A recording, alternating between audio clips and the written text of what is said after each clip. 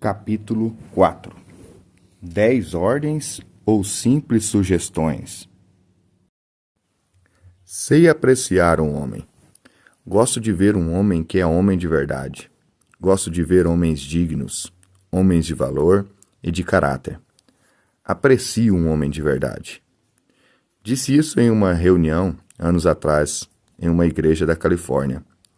Já naquela época, eu tinha um profundo interesse por essa questão da hombridade e do desenvolvimento do caráter. Não me agrada esse negócio de meios termos, meias palavras, de quem tem medo de desagradar os outros. Prossegui em tom bastante eloquente. Acho que o homem tem de ser homem. De repente, lembrei-me de que na congregação havia senhoras. Então, meio sem jeito, dei de ombros e me desculpei. Desculpem-me, senhoras, mas não está em mim. Sei apreciar um homem que é homem. Uma senhora de cabelos grisalhos, que estava bem no meio do salão, levantou-se de súbito e exclamou efusiva: Amém, irmão. Eu também. Toda a congregação caiu na risada. Infelizmente, a afeição que um homem e mulher sentem um pelo outro pode sofrer sérias transformações. Aquilo que cada um aprecia e admira no outro, até o momento em que se encontram no altar, pode tornar-se detestável tão logo comecem a surgir as dificuldades naturais da vida. Parece que as dificuldades ampliam os problemas. E a solução que o casal moderno acha para o problema das dificuldades é a separação. A principal tendência do homem moderno é fugir. Ele simplesmente ignora os grandes imperativos bíblicos e conclui: quem sabe não tenho mais sorte no próximo casamento. Lembro-me de que anos atrás ouvi o Dr. Leland Case falando sobre a facilidade com que o casamento é desfeito nos dias de hoje. E contou que um casal cristão estava se separando por causa de incompatibilidade de gênios. O nível de vida que ela desejava era incompatível com o que ele ganhava. Mas os mandamentos de Deus são absolutos. Deus ordena que amemos. O homem moderno confunde amor com desejo. Ele rebaixa o amor ao nível de mera função glandular, como uma reação que tem ao ver um decote ou uma minissaia. Nem toda paixão é necessariamente amor. Nem todo amor traz consigo a paixão. Pelos parâmetros divinos, o amor não é um sentimento e, por vezes, nem proporciona uma sensação agradável. Mas o verdadeiro amor é sempre bom. O amor nasce de uma decisão pessoal nossa. Por isso é um mandamento, e Deus pode ordenar que amemos. De modo geral, o homem ocidental não se sujeita a mandamentos. Ou os evita, ou então rebela-se contra eles. Tenho ouvido muitas e muitas pessoas, tanto homens como mulheres, dizerem: não sei mais amar, simplesmente não consigo sentir nada. Não é verdade. Deus ordena que amemos e nos dá os recursos para amarmos, os recursos dele. Se conhecermos o verdadeiro amor quando o Espírito Santo derrama o amor de Deus em nosso coração, para podermos amar, precisamos submeter nossa vontade à de Deus e deixar que o Espírito Santo derrame o amor de Deus em nosso relacionamento com os outros. Por quê? Porque Deus ordena que amemos. Certa vez, após uma reunião, eu estava parado junto a uma mesa, quando se aproximou de mim um casal com um ar muito feliz. Estavam de braços dados e de instante a instante sorriam um para o outro. Então, o marido contou-me o milagre que ocorrera com eles. Se algum dia o Senhor precisar de alguém que confirme o que acabou de dizer, isto é, que Deus nos dá amor, pode chamar a gente, disse ele. Nosso casamento é um milagre. Durante muitos anos, minha esposa viveu num verdadeiro inferno por minha causa. Eu era infiel, não tinha consideração por ela, minha atitude era ditatorial e egoísta. Achava que a missão dela na vida era proporcionar-me prazer. Nós íamos à igreja. Eu era regente do coro e todos nos viam como uma família exemplar. Mas ninguém me conhecia na intimidade, nem ela. Durante muitos anos, vivi de aparências. Mas afinal, chegamos a um ponto em que ela não aguentou mais e resolveu me largar. Foi aí que acordei e vi como eu era. Então mudei, ou melhor, o Senhor Jesus Cristo me mudou. Confessei-lhe meus erros e o modo como estava vivendo. Arrependi-me sinceramente, com a tristeza segundo Deus. Ele atendeu minha oração e me transformou. Mas aí, minha esposa não me queria mais. Disse que o amor que sentira por mim havia morrido e seria impossível voltar a amar-me. Percebi que ela não estava brincando. Só que agora eu cria num Deus que opera milagres. Então orei e comecei a amá-la no coração, e voltei a agir como nos tempos que a namorava. E Deus me ajudou. Por fim, ela concordou em fazer nova tentativa, já que no fundo cria ser errado divorciar-se. Passamos a orar juntos, a dialogar, e eu amando-a. Sabe de uma coisa? Hoje nós nos amamos mais do que antes. Sou literalmente deslumbrado com Deus. Ele tem poder mesmo para dar vida a algo já morto. Portanto, pode usar nossa experiência como prova de que, se Deus fez esse milagre para nós, pode fazer para qualquer outro. Isso aconteceu numa reunião em Thousand Oaks, na Califórnia. Esse casal ainda está por lá e sempre que tem oportunidade, dão testemunho de que o nosso Deus é um Deus que opera milagres. Deus ordena que nos arrependamos.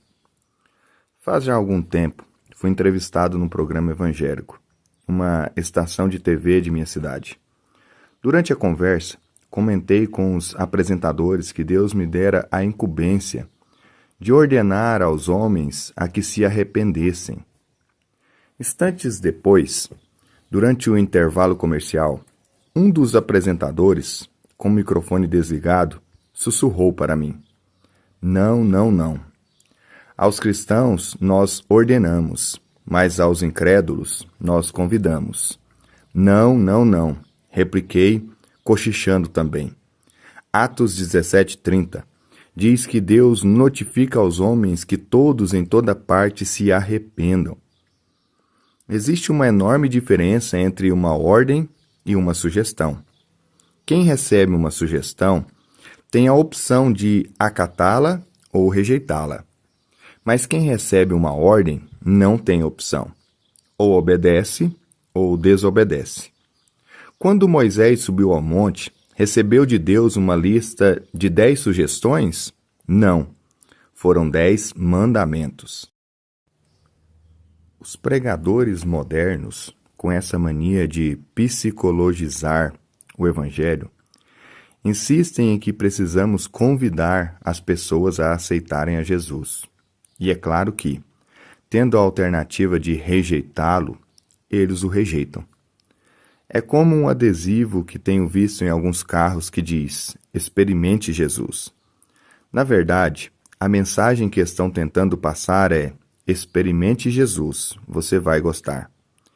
Podemos fazer isso com um refrigerante novo que acaba de ser lançado no mercado, com um alimento que nunca comemos, mas não com Deus. A ordem de Deus é que o amemos, e não que gostemos dele. Ele diz: amai. Quanta petulância essa do homem moderno de insinuar: vou experimentar esse Salvador Jesus. Se eu não me agradar, experimento outro. Ou então dizer: vou me casar. Se não der certo, parto para outra. Como se a gente pudesse experimentar Deus ou o casamento, do mesmo jeito que se experimenta uma roupa nova. Que insolência! Que atitude repulsiva! Quem essa gente pensa que Deus é? Um velhinho trêmulo, sentado numa cadeira de balanço à porta da varanda celestial, fazendo rolar as eiras e deixando a terra dar seus giros em torno do sol? Foi Deus quem criou tudo isso, inclusive eu e você. E é Ele que sustenta tudo com a sua presença atuante. Deus é todo-poderoso, sabe tudo e vê tudo. Ele não está sugerindo que lhe obedeçamos, não. Ele o ordena. Ordena. Como é que o Espírito Santo age? Ele não se achega a nós e diz: quer fazer o favor de me obedecer? É mediante uma vida de obediência a Deus, o Senhor, que o homem atinge todo o seu potencial e Deus desenvolve ao máximo sua personalidade, seus talentos e caráter. Satanás é usurpador. Ele só vem para roubar, matar e destruir. Satanás e o pecado roubam tudo de nossa personalidade. Os viciados em drogas são um bom exemplo disso. Satanás rouba-nos o caráter. Deus o desenvolve ao máximo de seu potencial. O inimigo pilha. Deus nos capacita e enobrece. Obedecendo aos mandamentos de Deus, gozamos paz. A paz é de origem celestial. Só a obediência comunica paz. A desobediência a destrói. É por isso que o espírito de desobediência não entra no céu. Bastaria uma pessoa com espírito de desobediência para aniquilar a paz. Uma tentou, Lúcifer, e Deus o expulsou. Nunca mais um desobediente habitará o céu, nem Lúcifer, nem nós, nem ninguém. Obedecendo aos mandamentos de Deus, gozamos paz. Tenho 2 amigos muito queridos, Steve e sua esposa Gaio, que moram na Califórnia. São pessoas maravilhosas. Seu lar é cheio de paz, alegria e amor. Mas por um breve período, essa situação foi abalada. Conheci Steve quando ele e um amigo, ambos corretores de seguros, bateram à minha porta para tentar vender-me um plano de seguro. Mas em vez de falar sobre negócios, conversamos sobre as bênçãos que temos no Senhor Jesus. Depois desse primeiro contato, eles passaram a frequentar a igreja que eu pastoreava na ocasião. Certa vez, uma de suas filhas teve uma enfermidade grave. Steve orou e ela foi curada. E a partir de então ele tem demonstrado um profundo amor por Deus, a não ser num certo período. Foi um incidente que quase lhe custou o casamento, a família, a profissão e a alma.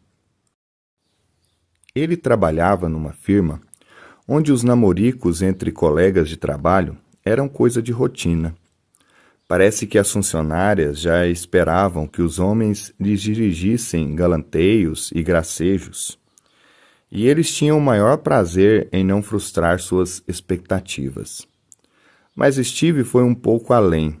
Começou um flerte inconsequente com uma das moças.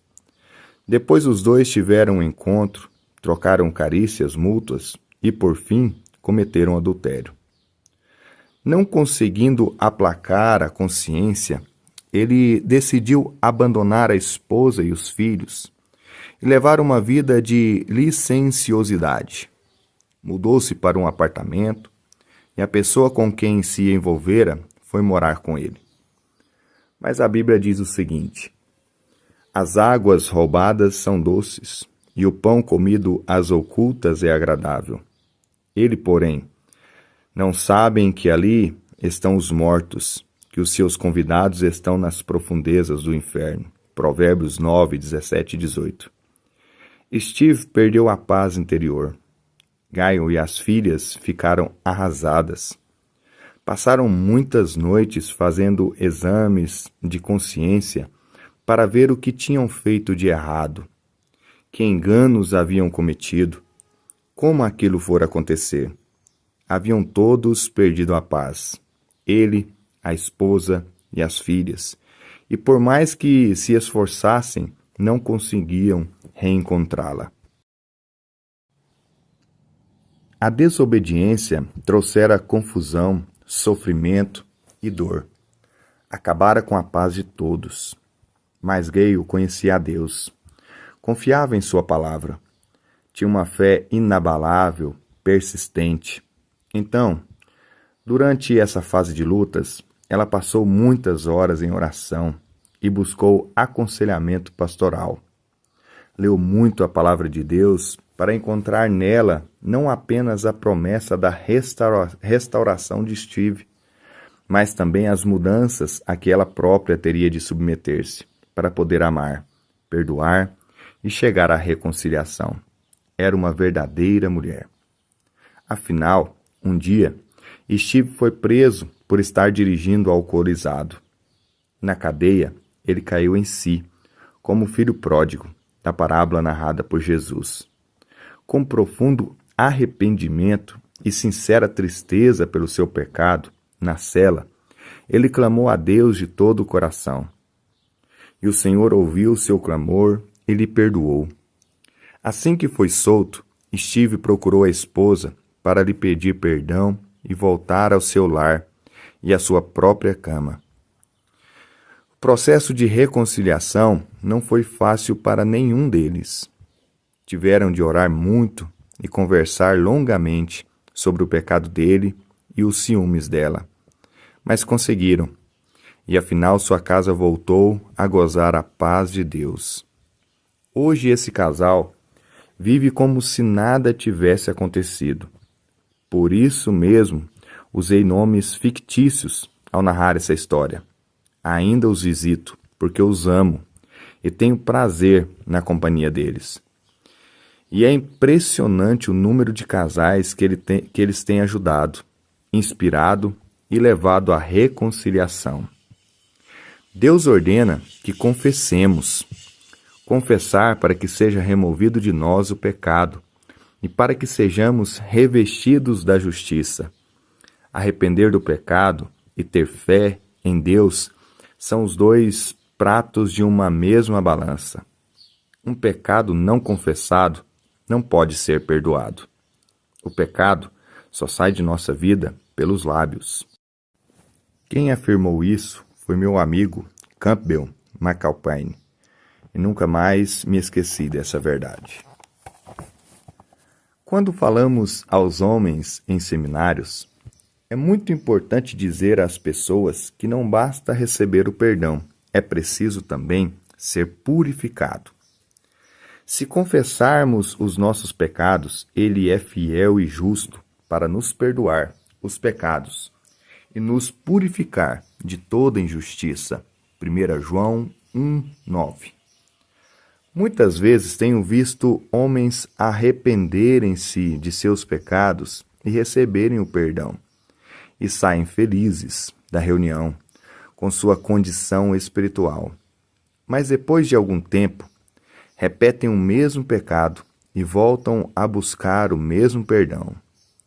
Deus opera da seguinte maneira: primeiro Ele nos perdoa e depois nos purifica, para que sejamos libertos do pecado e não continuemos a praticá-lo.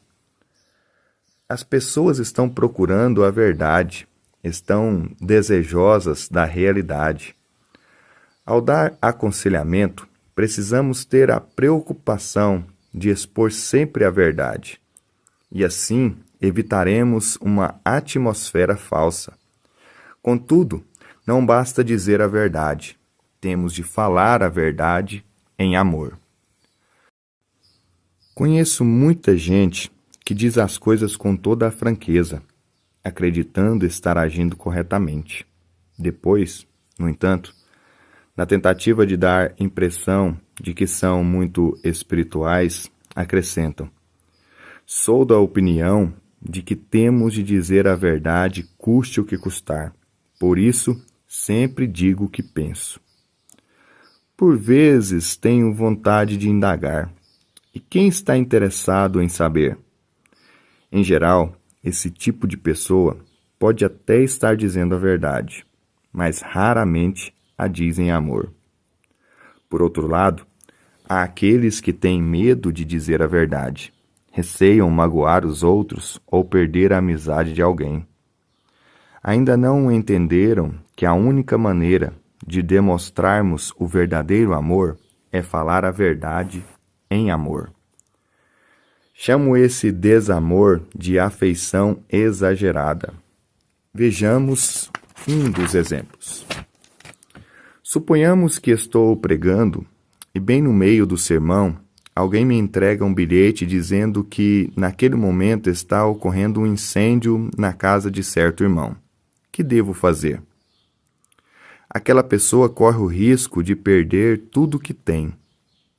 Mas se eu lhe der o aviso, ela irá ficar transtornado e talvez até bastante nervoso. A notícia pode deixá-lo muito contrariado. E como não quero que fique transtornado, nervoso e contrariado, não digo nada. Mais tarde, após o culto, aquele cristão vem me procurar muito agitado. Pastor, minha casa incendiou-se toda. Respondo, eu já sabia. Ele me fita os olhos arregalados. Sabia? Sabia, repito. Lembra-se daquele bilhete que me entregaram quando estava pregando? Pois é, era para avisar que sua casa estava pegando fogo. E por que o senhor não disse nada? Não disse, replico, porque sabia que o irmão iria ficar transtornado. É um contrassenso, e, no entanto, estamos fazendo isso a toda hora. Há mães que desejam o melhor para os filhos, mas acabam estragando-os com proteção exagerada. As mães de atores e modelos mirins são assim. Algumas sogras, na tentativa de ajudar os filhos, também podem prejudicar o casamento deles com esse tipo de afeição. Os pastores amam sua igreja, mas alguns assumem uma atitude de superproteção, supervisionam tudo o que acontece, exercem uma vigilância excessiva e acabam destruindo a comunidade. Que insensatez! Muitas pessoas estão sem ouvir a palavra de Deus, porque receamos falar-lhes sobre pecado e inferno. Isso pode deixá-las transtornadas, incomodadas. Nunca esqueço a ocasião em que enxerguei esse fato com grande clareza. O fato ocorreu numa localidade da Bahia do Texas. O pastor da igreja onde eu estava pregando levou-me para visitar uma senhora que tinha câncer em fase terminal. O marido dela, capitão de um navio fluvial, era um homem grandalhão, com um porte físico que impunha respeito.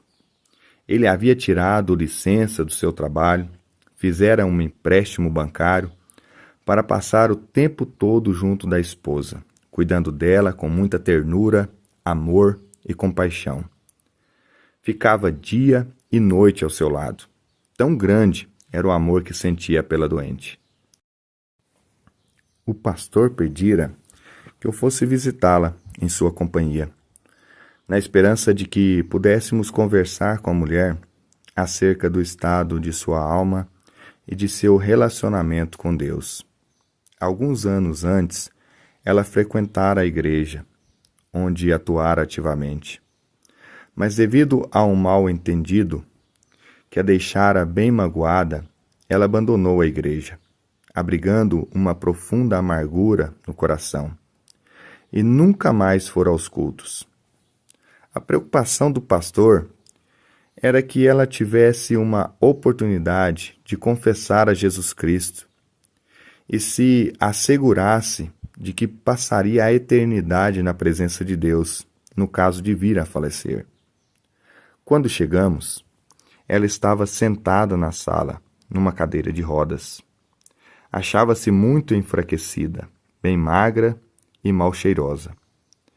Mas procurou receber-nos bem e conversar, apesar de sua condição. Bastaram alguns minutos para eu perceber que ela parecia desejosa de que falássemos de Jesus. Tinha um espírito faminto.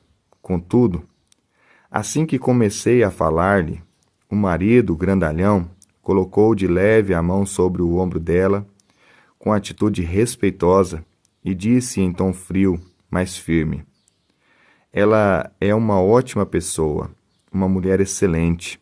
Ela ama a Deus e Deus a ama. Já fez muito por aquela igreja, e ninguém melhor do que Deus sabe tudo que ela já fez."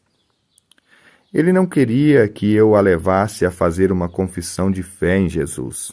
Tentava poupá-la de ter de arrepender-se de seus pecados. Assim, com aquela afeição exagerada, estava destruindo-a. Lembremos que, para termos um genuíno arrependimento, precisamos experimentar a tristeza segundo Deus. A tristeza da carne ocorre quando somos surpreendidos no erro. Mas a tristeza segundo Deus acha-se ligada à causa do pecado. A tristeza é um dos maiores mestres que podemos ter nesta vida. Toda disciplina, castigo, com efeito, no momento não parece ser motivo de alegria, mas de tristeza. Ao depois, entretanto, produz fruto pacífico. Hebreus 12:11. O que vem após a disciplina é que faz com que ela valha a pena. Mas o melhor nisso tudo é saber que Deus nunca deixa de amar-nos. Certa vez, uma professora de escola dominical perguntou aos seus alunos: "Deus ama o ladrão e o mentiroso?" "Não", responderam as crianças em coro. "Errado. Deus ama ladrões, mentirosos, trapaceiros, assassinos, viciados, cafetões. Ama os vaidosos, os arrogantes, os orgulhosos. Deus ama os pecadores, embora odeie o pecado." Seu objetivo, ao efetuar o sacrifício do Calvário, foi livrar-nos de nossos pecados. A ira de Deus sempre recai sobre o pecado. Enquanto vivermos identificados com o pecado, estaremos debaixo da sua ira. Mas assim que experimentamos o novo nascimento e nos identificamos com Jesus Cristo e com a justiça dele, não nos achamos mais debaixo da ira, mas, sim, da graça divina.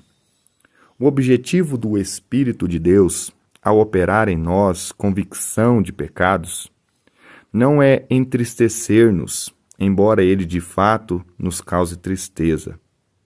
Seu objetivo é criar em nós a disposição de afastar-nos do pecado em toda a sua hediondez, para que Deus possa derramar em nossa vida o seu amor, graça e poder, em medida cada vez maior. Deus nunca deixa de amar-nos e ponto final. Lembro-me de que, quando era garoto, minha mãe estudava numa escola bíblica em Los Angeles. Vez por outra, eu ia com ela e com outros alunos da escola a uma zona boêmia da cidade, onde eles pregavam o evangelho. Mamãe, Anne, Erdine e outros pegavam seus violões, pandeiros e um grande tambor surdo, paravam numa esquina e ali tocavam, cantavam e pregavam, ministrando o evangelho aos piores elementos da sociedade. Certa noite, todos cantavam o velho hino Só no Sangue, Cantor Cristão, número 930, nota da tradutora, quando um bêbado de rua, imundo e mal vestido, aproximou-se de Anne. Era igual a muitos outros, Segurava entre os dedos amarelados de unhas sujas um toco de cigarro.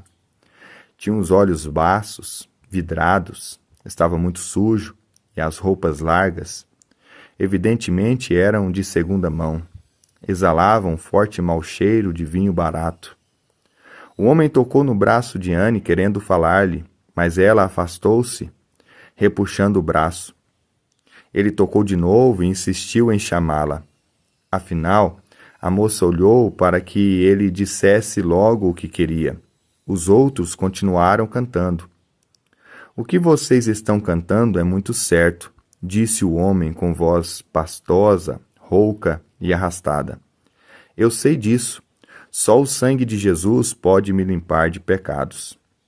Fiquei a fitá-lo, ouvindo o que dizia, impressionado com aquela figura. Já fui diretor de um seminário, continuou ele. Sei tudo o que estão falando. Mas sabe de uma coisa? Existe uma grande diferença entre ser alvejado por dentro pelo sangue e ser apenas caiado por fora. E em seguida saiu andando meio cambaleante. Mas suas palavras continuam gravadas em minha memória.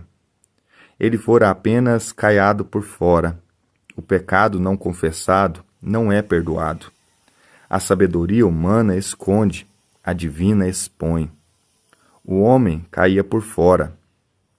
Deus nos alveja e nos torna brancos como a neve.